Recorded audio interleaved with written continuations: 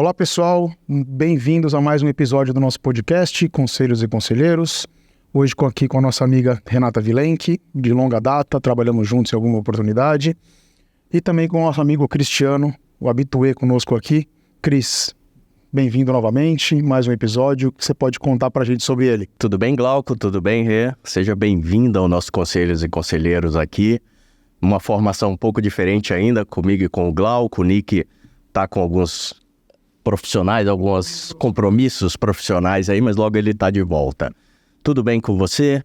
Tava conversando um pouquinho no bastidor, né? Nós acabamos trabalhando numa mesma empresa aí algum tempo atrás. Esse mundo é pequeno, apesar de São Paulo ser grande. Bem-vinda. Muito obrigada, Cris, obrigada, Glauco. Para mim é um prazer estar aqui hoje e estou à disposição para a gente bater esse papo sobre conselhos, um tema muito na moda, não é? Legal, Rê.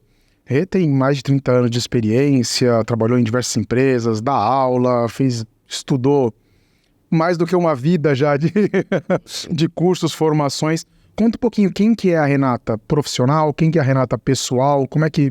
Fala um pouquinho pra gente da sua trajetória. Tá bom, vou começar pela pessoal que é mais divertida. Legal. Porque todo mundo me olha e fala assim, nossa, mas uma mulher em tecnologia, né?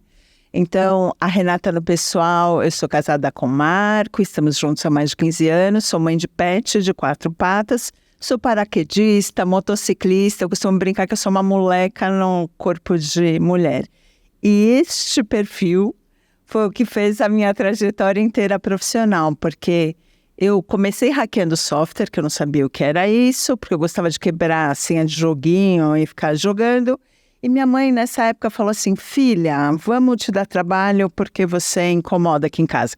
E eu comecei desenvolvendo software para família de médicos. Isso me fez depois prestar um processo de praticante /trainee que tinha ainda no Banco Real, que infelizmente não tem mais, e entrei na área de tecnologia.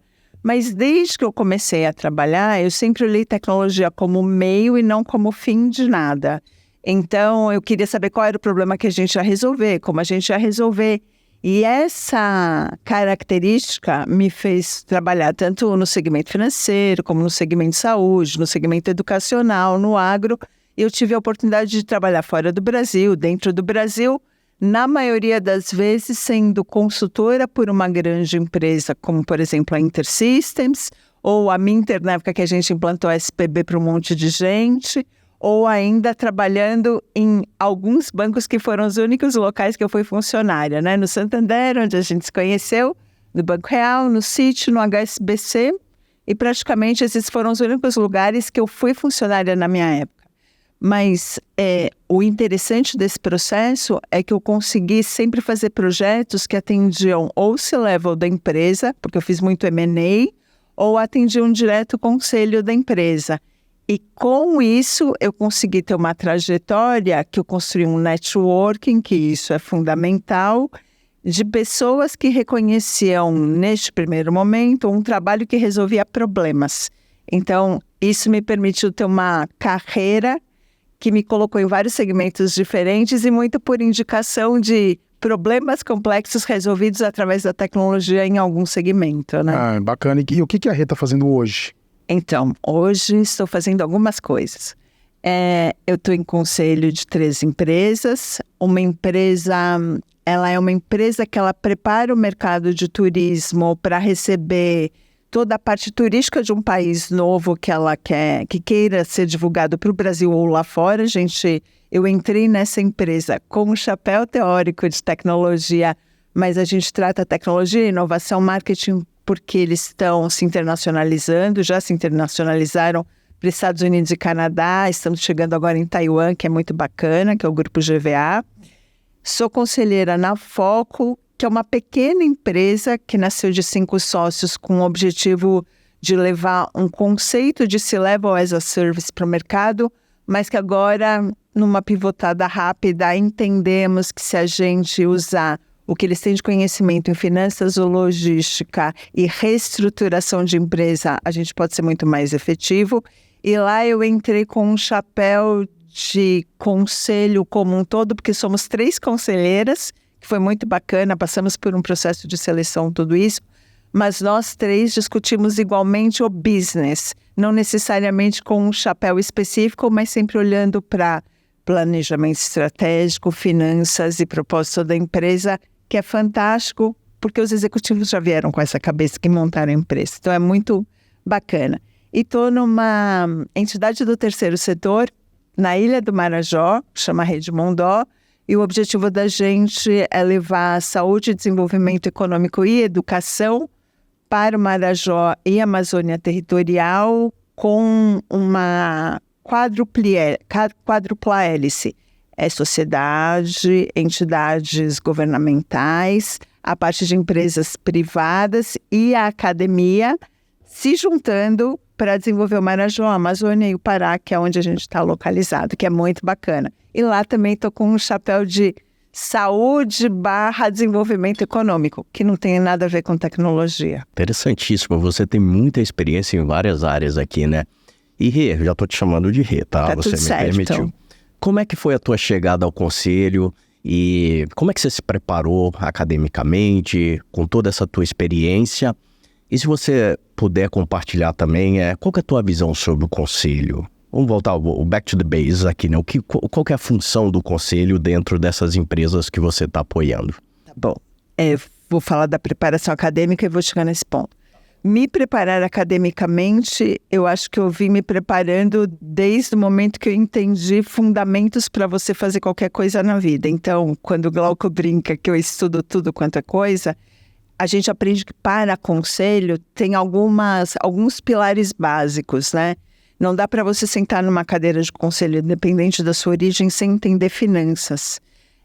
E por quê, né? Porque se você não tiver sustentabilidade financeira na empresa, não importa qual é a sua origem acadêmica, porque senão não se sustenta. O seu fim vai estar traçado. Exatamente. Então, eu, além de fazer uma formação em economia, há muitos anos atrás, eu venho fazendo vários estudos sobre o impacto econômico, não só no sentido de fluxo de caixa, de alavancagem, mas o impacto econômico através de geopolítica, do que está acontecendo no mundo, na concorrência, em novos modelos econômicos dentro da área de finanças, porque tem uma mudança muito grande. A outra coisa é entender um mínimo sobre estratégia de negócios. Por quê? Porque você tem concorrência de várias formas. Hoje em dia já existem modelos econômicos onde você se junta com concorrentes para você ter sustentabilidade econômica e mercadológica dentro do seu negócio, e aí você precisa entender estratégia de negócio. Então, eu estudo não só o que acontece aqui no Brasil, mas fora do Brasil, e leio muito paper, porque, de verdade, muita coisa do que está acontecendo hoje, a gente não tem a academia ainda preparada para trazer esse tipo de educação.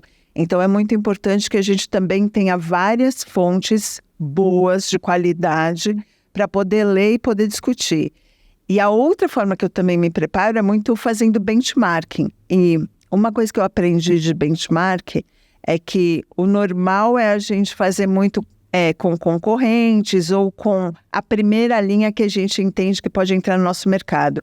Mas hoje, de verdade, nenhuma empresa tende a ser só o que ela começou a ser. Então, a gente fala da Ford fazendo berço, a gente fala da GM entrando no mercado de inteligência artificial. Então, quando a gente começa a olhar isso, no final do dia, todas as empresas têm uma pegada digital e todas as empresas, se forem minimamente maduras e tiverem um olhar estratégico para o mercado, conhecendo as competências delas, elas podem entrar no segmento que elas quiserem, com caixa, competência, né? A Amazon é um exemplo, talvez um dos melhores do mundo.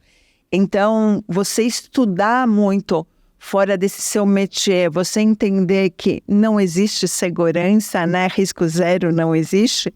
E então, eu me preparei dessa forma. E foi isso que me fez chegar nos conselhos. Porque o meu primeiro conselho foi numa startup.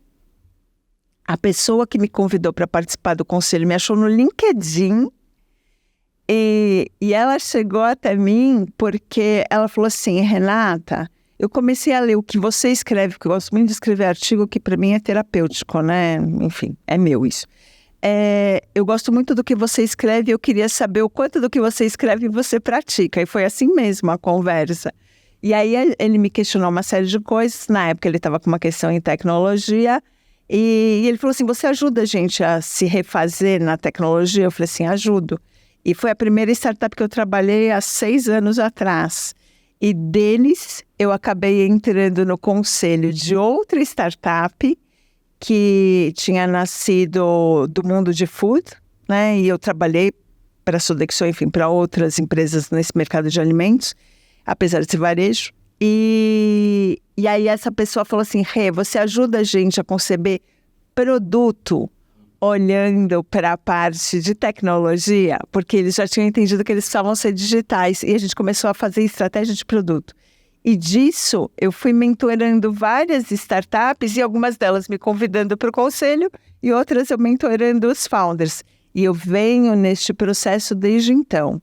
Mas o que eu percebo nesse processo é que conselho tem sofrido uma desvirtuação muito grande, porque o papel do conselheiro não é executar nada da empresa, mas é ele trazer a experiência dele e não é falar do como fazer, mas do que ele aprendeu, como ele mitiga os riscos do que a empresa está vivendo hoje e fazer boas perguntas para criar as reflexões nos executivos. E isso talvez seja o papel mais difícil de conselho hoje, porque o que a gente acaba encontrando, e eu estou numa associação hoje como diretora financeira de uma associação de conselheiros, e a gente discute muito isso, o conselheiro é a pessoa que é executiva de mercado, ela acha que como executiva, a continuação da carreira dela é ser conselheira, o que, desculpa, é um erro. E aí ela vai continuar fazendo do mesmo jeito que ela fazia. E não é verdade, porque tem um time de executivos para fazer. Ela tem que ajudar eles a pensarem, a se aprofundarem, a sair do dia do operacional que ele esgota muito, para que eles consigam pensar a longevidade dessa empresa e não tomem decisões de curtíssimo prazo que tem preço longo no... Tem que ser um provocador, né? O papel do conselheiro ali pensando na empresa, em dar aquela cutucada no executivo. Tem o viés de fiscalizador, que tem que ter, fato, mas ser mais um provocador. E eu acho que até nesse mercado mais de startups, de empresas que estão ali fervilhando de ideias, é muita ideia. Então eu acho que o conselheiro tem que estar ali para trazer o cara um pouco, colocar o pezinho no chão, dar um norte e fazer aquele negócio virar um negócio de verdade, né? Acho que é uma diferença entre o conselho de uma empresa maior, de uma empresa, de uma startup, né? Você tem essa experiência de como é que puxa o cara para a realidade e fala, legal, milhares de ideias é bacana, vamos focar em meia dúzia aqui, mas não você falar assim, esta e esta, assim, você tem que provocá-los para que eles consigam saber o que é o principal para eles, né? É verdade, mas é engraçado que isso não é só para startup. Porque às vezes a gente também tem o hábito de achar que cada porte de empresa tem uma regra para ser conselheiro lá. E, na verdade, o que vai dizer o tipo do conselho é a maturidade da empresa. Então, independente dela ser listada, dela ser familiar, dela ser capital fechado ou dela ser startup, tem que entender a maturidade dela. Eu já vi várias empresas listadas em bolsa que elas montam um grupo de conselhos que tem ou influência política e decisão da empresa, a gente não entra no mérito do certo e do errado, ou traz conselheiros para fazerem marketing e ganharem mídia com isso, ou para ajudar, inclusive, em venda, para ser um abridor de porta. E aí tem um risco muito grande, né? Porque se você traz o conselho exclusivamente para ajudar no seu operacional, você está tirando o foco e a importância do valor que ele tem que agregar para a sua empresa. Trazendo mais um executivo para a empresa e não um conselheiro, Exatamente. Né? E aí também é papel do conselheiro olhar para aquele convite, olhar para aquele contexto e ao invés dele aceitar cegamente, às vezes apoiado no salário que ele vai receber ou até na reputação que ele pode ganhar por estar sentado naquela cadeira, conversar com a empresa e até ajudar a redirecionar. E se ele não conseguir, ele fazer a escolha dele sempre sabendo que ele pode estar desvirtuando o próprio papel e a gente tem um longo mercado de conselho ainda para crescer, não só em quantidade de gente, mas em amadurecimento do papel do conselheiro e da ajuda real dele para as empresas, né? Desculpa, só para fazer quando você vai fazer um processo para entrar num conselho, você também tem que entrevistar a empresa, né? Não é o que você aprendeu na sua formação, no seu curso, o que você vê que aquela empresa pode estar te oferecendo travestido de um papel de conselheiro, né? Você é tão responsável pelo, entre aspas, né, papel que você vai assumir quanto a empresa de trazer o melhor conselheiro que ela puder. Não existe herói e vilão, né? Existe responsabilidade, que é uma coisa que a gente fala muito pouquinho, né? Mas existe responsabilidade dos dois lados, porque a hora que você está assumindo aquela cadeira de conselheiro, independente do chapéu que você entre, porque às vezes é muito comum se trazer conselheiro pela origem. Então, vou trazer um conselheiro que venha de tecnologia, vou trazer um conselheiro que venha de finanças, vou trazer um conselheiro que venha de RH. Mas independente desse chapéu que te levou até lá, o seu papel como conselheiro é saber conversar sobre o todo, porque a sua origem ajuda a tomar decisões mais críticas naquela cadeira que te sustenta. Mas você tem que ter o papel de enxergar a empresa como um todo, porque muitas vezes não é da sua área, mas você tem a experiência e já passou por situações que um movimento financeiro, por exemplo, de alavancagem, pode trazer um problema sério para a empresa reputacional, de risco financeiro e até de condições operacionais, e você sentou na cadeira de RH, mas você tem experiência e já viu aquela história acontecer. Você tem a responsabilidade de trazer isso para a mesa de um jeito estruturado e ajudar a empresa a minimamente pensar sobre aquela decisão que ela quer tomar. Fantástico. Rê, você falou bastante dos conhecimentos adjacentes aí, né? Você entrou em algumas empresas como tecnologia, conhecendo estratégia de negócio e tudo. E cibersegurança, como é que foi a tua experiência nos conselhos? Muito se discute, né? Se tem uma cadeira dedicada, como isso é tratado dentro dos conselhos. Qual foi a sua experiência relacionada ao risco cibernético no conselho? Então, olha que engraçado. Nos conselhos 100% que eu sentei, a gente só discutia a parte de cibersegurança, cybersecurity, quando a gente tinha alguma implementação de ferramenta. Então, aí esse assunto vinha para a mesa. Caso contrário, ele não vinha para a pauta de risco, que aí, honestamente, para mim é onde ele deve estar. Ele era discutido, vou comprar uma ferramenta, vou usar inteligência artificial. Basicamente orçamento, né? Exatamente. Ou quando eu participei em várias empresas que trabalham varejo de classe C, D, F, G, H e J. E aí, quando você vai para público de massa, uma das discussões que vem não é tanto vinculada à cybersecurity, é mais vinculada à engenharia social. Então, esse assunto vem para a mesa, mas com viés mais financeiro. Qual é o tamanho da perda que a gente pode ter fraude, financeira em relação a essa decisão de massa que a gente está tomando? E eu acho que tem um detalhe importante, que é assim, o conselho ainda, para trazer esse tema, ele tem muito receio. E não é receio do medo, é receio de não saber como fazer. E aí passa por um tema cultura, que é ninguém sabe tudo, nem quem está no conselho sabe tudo, não é? Então, uma das coisas que a gente discute muito é assim, eu preciso fazer com que cybersecurity seja um tema de comitê, porque os comitês, eles têm a responsabilidade técnica de ajudar a trazer debaixo das profundezas questões importantes da empresa. E a pessoa que vai falar com o conselho, seja no papel de tecnologia, seja no papel de negócios, dentro da cadeia de C-level que chega dentro do conselho, deveria trazer o pessoal do comitê junto. O que a gente costuma dizer é que na agenda do conselho, pelo menos uma vez, se eles se reúnem mensalmente, bimensal, trimestral, enfim, não importa, uma vez em cada reunião, você deveria trazer junto com o C-level as pessoas do comitê responsáveis por alguma questão importante que você tem que trazer. E por que isso? Por que trazer o pessoal do comitê junto? Porque às vezes existem informações e detalhes importantes que o C-level não terá, e não terá porque a vida dele é outra, mas que serão fundamentais na discussão com o conselho. seja para educá-los, seja para tirar dúvida e dar mais segurança daquilo que está sendo discutido, seja até para trazer uma questão de impacto financeiro no tempo. E aí vou dar um exemplo bobinho. Outro dia, numa discussão que a gente estava tendo, numa reunião de conselho, uma pessoa de segurança trouxe uma questão de ferramenta que ia ser implementada. E eu preciso da implementação da ferramenta, custa tanto, que são muitos dinheiros, e ela vai resolver isso. E aí uma pessoa levantou a mão e falou assim, quanto do risco que nós temos hoje mapeado essa ferramenta resolve?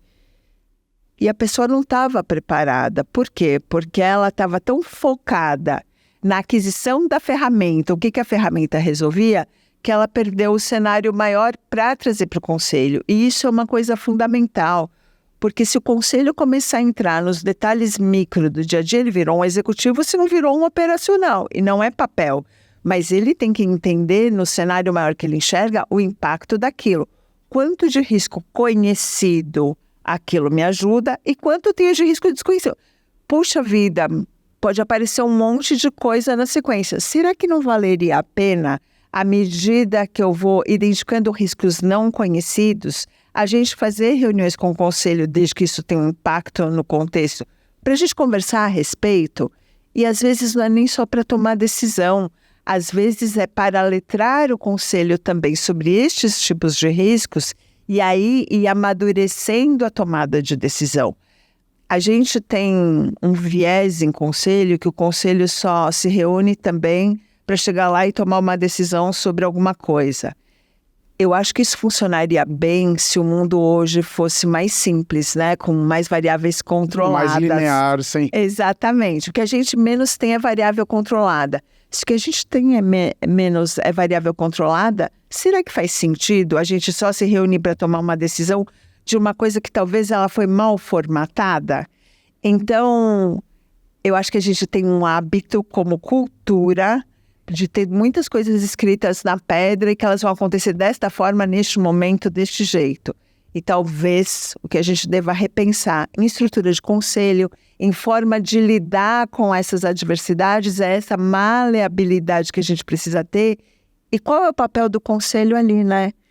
Qual é o entendimento que ele precisa ter para ajudar de verdade na decisão? Você trouxe 2 pontos que a gente se discute bastante aqui. Quando você trouxe uma ferramenta para ser aprovada no conselho. Cada vez mais a gente precisa falar menos de controle e mais de resiliência, de risco. O que aquilo resolve, como que aquilo ajuda na perpetuidade, na longevidade da empresa. Perfeito. E você comentou também sobre a questão do comitê. Quando você fala, até para a gente deixar mais claro, é o comitê de assessoramento do conselho, é o comitê de segurança, é só para a gente conseguir dar para o público aqui uma visão de que comitê é este. Quando eu estou falando de comitê, são os comitês que assessoram o conselho. O que é muito normal. Principalmente agora vem crescendo muito, comitê de pessoas. Então, para que a gente monta um comitê de pessoas numa empresa? A gente tem que entender a política de remuneração, a gente tem que entender a questão da retenção, a gente tem que entender como isso afeta a perenidade da empresa com os novos skills, com a formação, com o treinamento. A mesma coisa, segurança. Segurança deveria estar dentro de um comitê de riscos. Pode ser que eu segregue esse comitê de riscos, porque tem muita coisa. Tem o risco operacional, o risco financeiro, o risco reputacional, tecnológico, de segurança. Mas precisa estar num comitê de riscos que ajude a empresa, primeiro, a mapear seus riscos de uma forma independente.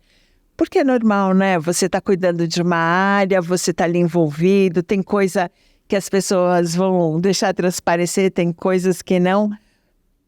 Nós entendemos, mas não podemos ser paternalistas com isso. Então, o comitê tem este papel independente de mapear e, inclusive, trazer possíveis soluções para o modelo da empresa dentro de uma maturidade que ela tenha. E você ter essa visão do comitê de riscos, olhando riscos como um todo, é importante porque os riscos acabam sendo correlacionados. Sem dúvida. O risco de um problema de segurança cibernética, um incidente cibernético, ele toca em vários pilares de risco. E acho que se você não tiver essa visão unificada, né, ou gestão de risco centralizada, você nunca vai conseguir ter a amplitude de que um problema pode trazer dentro da escala para a empresa, né? Então, acho que essa formulação e essa visão em termos de funil, você pode até, abaixo do comitê, você ter fóruns específicos para discutir os assuntos em profundidade maior. Mas passar por esse funil e chegar no conselho uma visão centralizada de risco é o que vai trazer o assunto para o entendimento melhor do executivo, né? E tem um agravante nisso que você está falando, Glauco, porque quando a gente fala desse guarda-chuva de riscos e os nexos, né, causais entre os riscos, ele tem que servir majoritariamente para você olhar para a cultura da empresa. Porque, claro, você vai ter pessoa que cuida de riscos ou as pessoas que cuidam de riscos, mas o risco é inerente da empresa. Então, a empresa, na cultura dela, precisa educar os seus colaboradores, a sua cadeia de fornecedores, os seus clientes sobre riscos. E aí vai das coisas mais bobinhas, de você não mandar um arquivo de clientes pelo e-mail para outro fornecedor, até a forma como você avalia seus fornecedores, até a forma como você permite que o seu cliente acesse uma base de dados numa conexão que você faz menos segura porque você conhece o cliente. Não dá para você ter uma empresa amigável, ela tem que ser uma empresa correta. E isso, para acontecer, você tem que trabalhar muito a cultura da empresa. E aí vem política de RH, vem o comportamento do CEO, vem a fala e o comportamento do C-Level, vem como você desdobra isso em resolução de problema simples a problema complexo na empresa. Então, a gente também tem que quebrar alguns paradigmas de que risco é responsabilidade de uma área ou de uma pessoa. Ela tem que estar no DNA da empresa. Ele é o gestor de risco, né? Ele é o gestor do tema risco, mas quem conhece mais do próprio risco é o dono daquele pedacinho, né? Assim, e levar essa cultura é algo que não é fácil. A gente que é profissional de risco aqui sabe o quanto é difícil a pessoa entender que ela é responsável pelo risco dela, né? Mas é uma questão de maturação do tema, de maturidade das pessoas. Mas se torna mais fácil, tá? Quando você leva para o comitê de riscos, tem uma linguagem mais comum. Quando você entra com o risco cibernético, isso é mais fácil que você talvez levar para um conselho de administração central, onde você tem uma diversidade maior e talvez não um conhecimento tão específico sobre cibersegurança ali. Então, o comitê ele é mais fácil de gerir esse risco de uma forma mais fácil, aí sim levar um parecer para o conselho de administração, né? Mas tem um ponto aqui que vocês mencionaram que é legal, que é o quê? A gente fala muito da preparação do profissional de segurança para conversar com o conselho. E tem o outro lado. Como é que os conselheiros estão se preparando, seja no comitê de risco ou no outro, para entender o risco cibernético, né? Esse é um ponto que a gente discute bastante aqui e queria saber a tua opinião. Existe essa necessidade de preparação? Só com conhecimento de risco normal da empresa dá para levar esse tema? E eu vou te dar uma experiência minha, né, que é muito interessante. Muitas vezes você lida com o conselheiro que está responsável pelo risco e me parece que você está lendo um paper de uma consultoria. E aí vem no item que você falou, experiência. E segurança é algo novo, é algo que para muita gente não é uma caixinha preta. Como é que você enxerga isso, a preparação do conselheiro também para lidar com o CISO, para entender o que ele está falando, né? Para traduzir isso de uma forma mais clara de risco da empresa? Eu acho que tem 3 pontos aí, né, Cris? O primeiro eu costumo brincar que comunicação, ela pode gerar uma guerra ou pode gerar paz. Então, o conselheiro, ele vai entender impacto no negócio e custo. Essa é a linguagem. Então, se eu sou um CISO... De novo, impacto e custo. Se eu sou um CISO e quero levar definir um pedido de definição para o conselho, eu preciso traduzir o que eu estou levando em impacto para o negócio e custo disso. Porque se eu não conseguir levar isso, essa conversa não vai sair. Primeiro, porque o conselheiro, ele está sempre olhando o mapeamento estratégico. Lembra, conselheiro não entra no dia a dia. Ele está olhando o impacto lá na frente, ele não está olhando só o agora. Então, se quando você conversa com ele, Você está trazendo uma visão curta, pequena, que você não consegue mostrar para ele no tempo o que aquilo melhora para a empresa. Essa conversa ela vai começar e terminar em menos de 10 minutos. E eu estou sendo bem educadinha para falar isso. Porque você vai perder o conselheiro na largada. E não é porque ele tem má vontade, porque ele não se interessa. É porque, até a gente estava falando lá fora, conforme vai subindo a sua cadeirinha, as suas responsabilidades e o seu olhar é diferente. Claro que é diferente. Só que, exatamente por essa diferença, é muito melhor que quem está crescendo na cadeia se prepare para dar os seus saltos, a gente não fala em carreira, os seus saltos na carreira, do que a gente esperar que alguém que chegou aqui em cima, que tem uma experiência vasta, que o tempo dele custa dinheiro, que ele precisa olhar para frente e tomar decisões muito rápidas, que ele vá descer no detalhe para entender aquele tamanho pequeno que você está trazendo.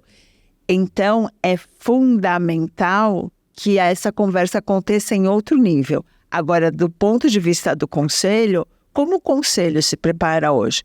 Lendo muito e fazendo muitas conversas com empresas que já passaram por alguma situação de risco, porque agora a gente está no mundo phishing e ransomwares, né? Então, muito passando, conversando, mas de novo, né? A gente conversando aqui, eu estou dando uma opinião para vocês. Pode ser que se outra mulher igual a mim, que tem a mesma trajetória, vai dar outra opinião totalmente diferente. Então, o conselheiro mais experiente, ele vai ouvir várias pessoas para chegar na posição dele. E, de novo, você como CISO é mais um trazendo uma informação. Então, se você como CISO não trouxer essa informação, que ela tem anexo com tudo que ele já ouviu, com tudo que ele já viu, você não consegue trazer a atenção dele para você. E aí você, de novo, perde e se frustra. E aí eu acho que esta falta de preparo do CISO para chegar lá, que não é uma coisa que a empresa vai te ajudar a se preparar, é uma busca sua individual, pode frustrar. E aí você fala assim, pô, o conselho não me ajuda, o conselho não serve para nada, eu vou lá e sempre dou de cara na porta. Mas você viu qual foi a sua responsabilidade nesse processo? Sua comunicação, sua linguagem. Exatamente. O que você está trazendo de informação relevante que ele olha e fala assim, realmente, isso me interessa porque no tempo isso é prejudicial, a gente precisa investir porque eu estou mitigando esse risco que já é inerente do negócio, né? Você puxou um assunto que eu acho que é importante a gente falar sobre diversidade. Assim, saindo de cibersegurança, isso é um pilar, é uma das coisas diversas que o conselho tem que tratar, mas como é que você está vendo a questão de diversidade, de participação de pessoas diferentes no conselho, essa necessidade? Como é que você vê isso se encaixando e quais são os benefícios que a diversidade de conhecimento, de experiências, de culturas pode trazer para os conselhos?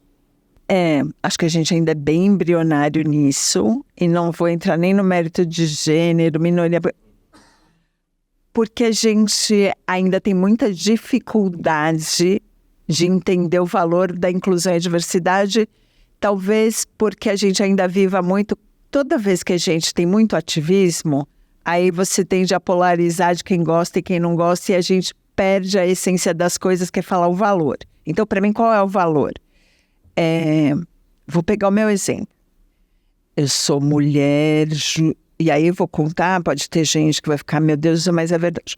Sou mulher judia que frequento o centro espírita e sou voluntária num templo budista. Eu fui casada com um mulato, vivi dentro, né? Tive um namorado que viveu dentro de uma colônia de minoria negra e depois a gente se separou e casei com um branco umbandista. Esta minha vivência, o que ela me mostrou?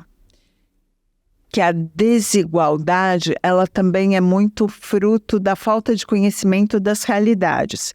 Então, por exemplo, quero fazer um produto de massa. Eu acho que ninguém vai entender porque eu estou falando para um público de baixa renda. Meu amigo, você já foi visitar a favela de Paraisópolis, eles têm agência digital lá dentro, o pessoal digitaliza. Então, a inclusão e diversidade está muito em você saber como acontecem os espaços e entender dificuldades e formas de você melhorar aqueles espaços.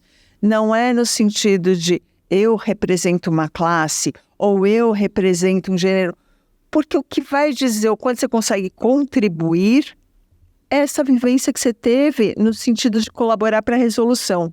E quanto mais gente diferente eu trouxer para uma mesa de discussão, melhores serão as soluções e as decisões que eu tomo. Por quê? Porque às vezes a miopia da gente impede a gente de considerar riscos que existem e pela falta de conhecimento a gente toma uma decisão errada. Vou dar um exemplo muito bobinho. Eu voltei recentemente da África do Sul e numa reunião sobre riscos de uma aula que a gente teve, um projeto começou a ficar muito caro porque a empresa que estava implantando o projeto implantava numa área que era de uma tribo. E aí a fala da empresa era: puxa, mas como essas pessoas não querem sair daqui, porque isso é uma área árida e tal, a gente vai levá-las para uma casa. Para aquelas pessoas, aquela área significava ancestralidade e religiosidade. Eles não queriam sair de lá e não era ir para uma casa chique, um lugar melhor que ia resolver, porque ali estava o local deles. E aquele projeto, ele ia ficar muito mais caro, ia ser judicializado, porque as pessoas, quando tomaram a decisão de fazer o projeto ali, não perguntaram para quem estava ali qual era o significado daquilo. A diversidade não tinha um entendimento. Não tinha a diversidade daquele local. Então, precisa ter isso. É aí que a diversidade gera valor. É aí que a diversidade e a inclusão vão te trazer outros olhares. Você mencionou, então, se eu compreendi bem, a diversidade ela está muito mais associada à experiência, à inclusão, do que ao gênero, que muitas vezes... E você olha, como você enxerga isso nos conselhos? Na verdade, nem por um lado nem por outro ainda. Estamos começando. A gente ainda está começando pelo gênero, porque eu acho que também é o mais fácil, porque você tem uma luta histórica de mulheres no mercado de trabalho e é super valioso isso. Não significa que com isso eu vou trazer toda a diversidade que eu preciso para um conselho, mas eu estou começando. De algum lugar você tem que sair. Você pode ter gêneros diferentes, mas de uma mesma classe, que foram todas exatamente igual. Então, você pode não trazer diversidade nenhuma de experiência, você pode não trazer... Mas é um primeiro movimento. Eu acho que toda vez que a gente está fazendo processos de mudança estrutural, a gente ficar discutindo certo e errado é meio discussão de sexo dos anjos, né? É a gente começar, porque você vai começar a se incomodar, né? Tem os incômodos, tem aquele momento de discussão dos porquês, mas à medida também que a gente vai entendendo os benefícios, de novo, né? Isso é um processo de conscientização. E consciência você não empurra, é escolha de cada um. Então, à medida que as pessoas vão se conscientizando e entendendo o valor, elas vão se abrindo mais para falar, puxa, o diferente de mim é bom porque eu também aprendo. A gente tem que lembrar que a gente vem de uma cultura daquela frase histórica, manda quem pode, obedece quem tem juízo. Esta frase histórica, que ainda existe, não é? Ela diz muito sobre a falta de compreensão e conscientização de inclusão e diversidade. Porque se eu sou obediente, eu não vou discutir Nunca vai mudar o status as quo. ideias. Exatamente. Temos que caminhar para o final, Cris. Já? Já, eu tô aqui para controlar o tempo hoje. Temos um time. Temos um timer aqui, senão ficaremos conversando muito o resto do dia aqui.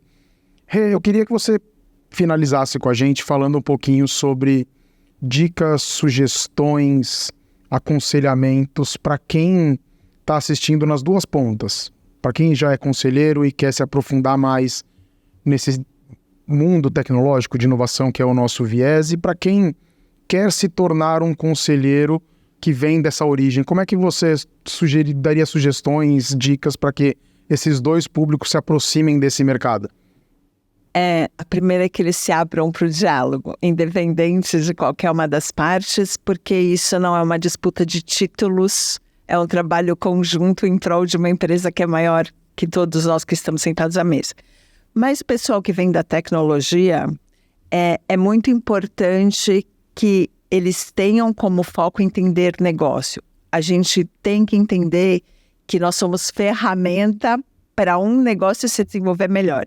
Então, ter imersão em negócios diferentes, trabalhar a parte de comunicação, trabalhar, se expor, no sentido de se colocar para levar desafios com uma conotação de negócio ao invés de conotação técnica. Começa isso pequenininho, faz isso dentro da sua gerência, faz isso para a sua diretoria e depois se expõe para conselho. Isso para você criar esse seu caminho.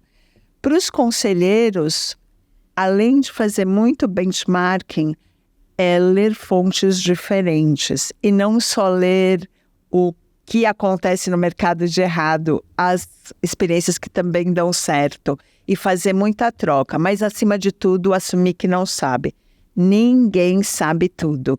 Então é muito importante que nós, conselheiros, também chamemos o pessoal mais técnico para que eles nos tragam informação dentro da empresa. Se a gente conseguir fazer essa aproximação, independente de nível, maturidade, tudo isso, a gente começa a trazer todo mundo, porque a gente chama de nova economia, que é o trabalho colaborativo com cada um, trazendo o que tem de melhor para fazer a empresa crescer, né?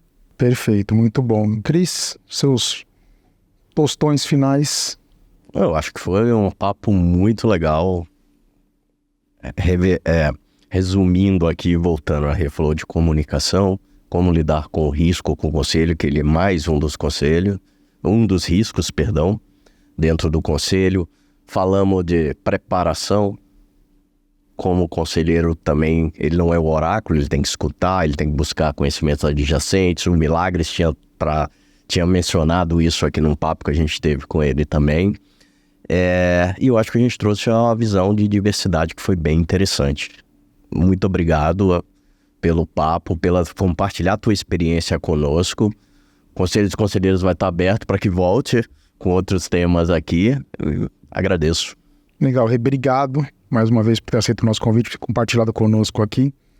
E encerramos mais um episódio. Se inscrevam no nosso canal, deem o joinha para acompanhar as novidades e até o próximo episódio.